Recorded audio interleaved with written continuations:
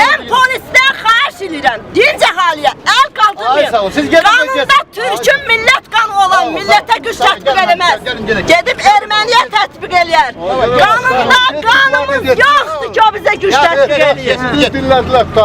Eyib olsun bu millətin polislərinə, ar olsun, ar olsun. Ar olsun. Qanunda Türk qanı olan polis öz millətinə əl qaldırmaz. Deməli bunların qanı başqa şeydən yoğrulur. Ay sağ yavaş. Jurnalisti. Ne olur? Ne olur? Yolunu hara dartsın.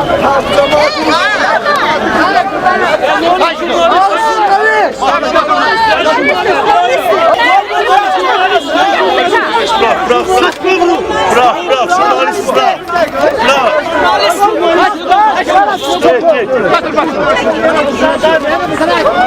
Ay sizin birimizin şerefi yoktur.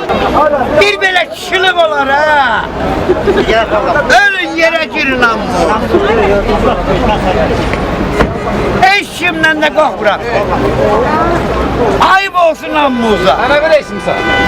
Yıkılırsan. Sen Kesif buradan zaman başına. sen Arağıyla yakın yanıma yol bul. Millet karası oldu.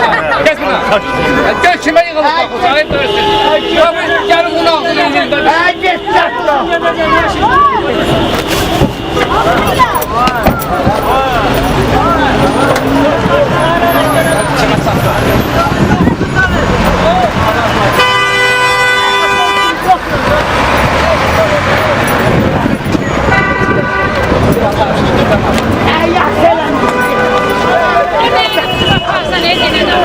Tamam da alsın burada.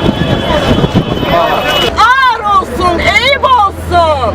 Burada nədir ki, dinc milləti əhalini sürmək, ged ermənini sürək, gücün çatırsa. Qanı Türk qanı olan bu millətə əl də vurmaz, barmağını toxunmur da. Həqiqətən qanında Türk qanı olan polis bu millətə barmağının ucu ilə də toxunmur.